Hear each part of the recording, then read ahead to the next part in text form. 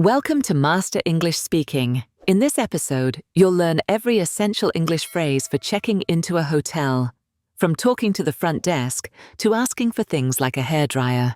Let's help Chloe check in smoothly and make sure you can too. Finally arrived in Tokyo. So excited. Good thing I set up my eSIM in advance. Just tapped activate and it worked. Okay, got internet. Time to head to the hotel. I checked beforehand. The train is the easiest way, and cheaper too. This should be the right one. What is this train map even saying? It's all Japanese characters. They all look the same to me. Wait, why is the dot on the map moving farther and farther away? No way. Did I take the train in the wrong direction? Excuse me, I'm going to Shinjuku. Did I get on the wrong one? Oh, I really went the wrong way. I need to go to the opposite platform. Got it. Thanks. First day and I'm already lost. Feels like a very Japanese experience. Finally made it. That train ride was a mini adventure. Good thing I had internet. Otherwise, I might have ended up in Hokkaido. Hi, I have a reservation. Name's Chloe. Sure, let me check. Found it. Welcome. Can I check in now? Of course, your room is ready. I got my room key and finally exhaled. Time to drop my bag and wash my face. Is breakfast included? Yes, it's a buffet from 7 to 10 in the morning. Nice. I love that. Also, any places nearby where I can go for a walk? Just want to stretch my legs a bit. Anywhere I can walk to without getting lost.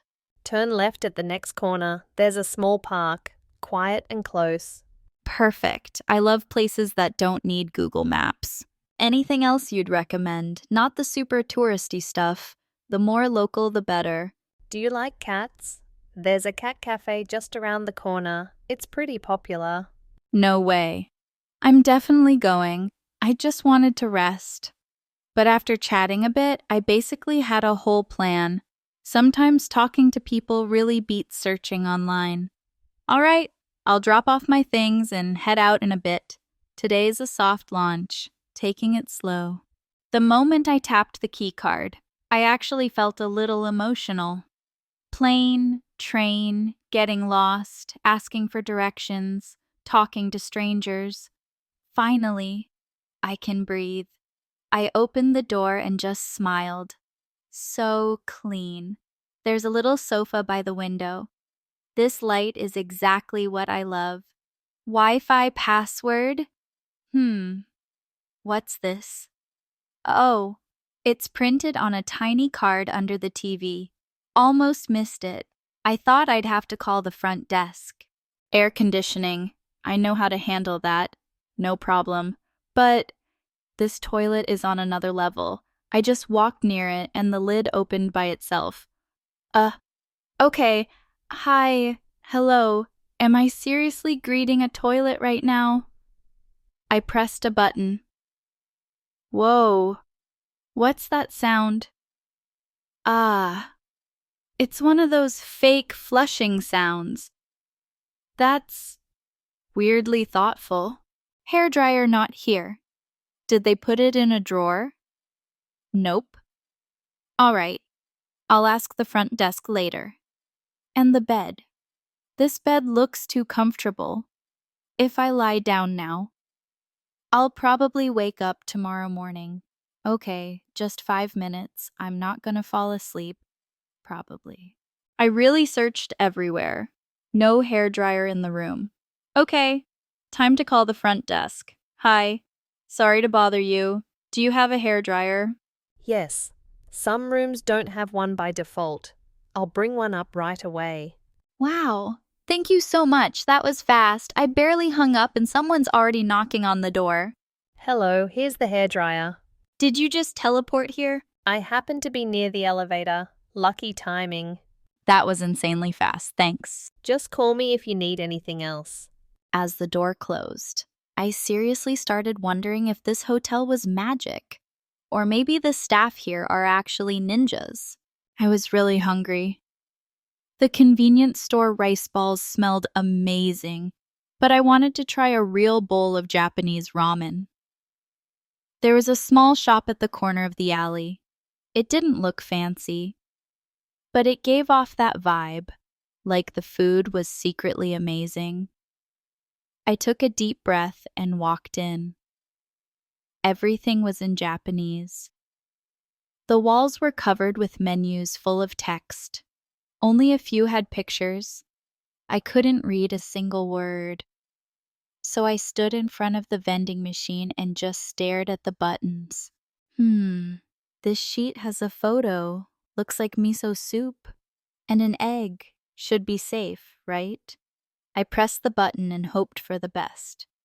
While I was waiting, I started feeling a little nervous. No idea what I just ordered. I just hoped it wasn't too weird. Not long after, the ramen arrived, and it looked absolutely delicious. One sip of the broth and I felt instantly warm inside. The noodles were springy, the egg was soft-boiled, and the soup was rich and full of flavor.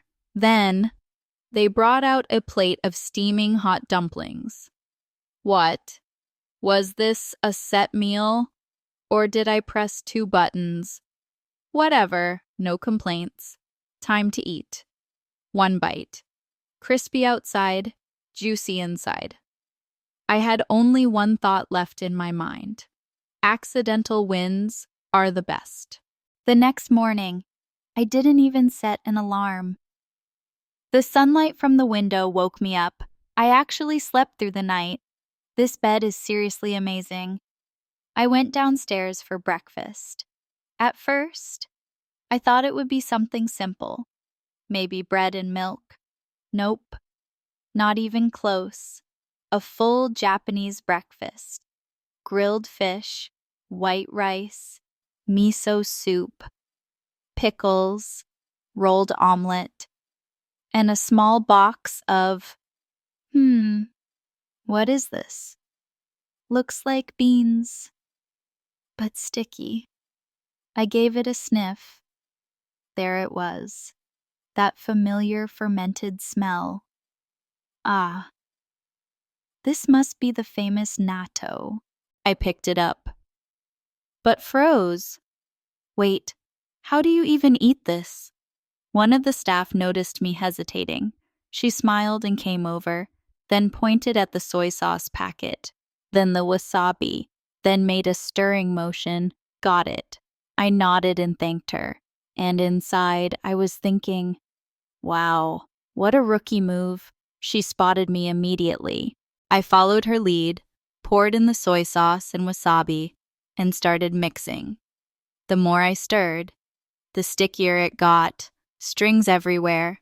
It looked like stretchy melted cheese. All right, let's go.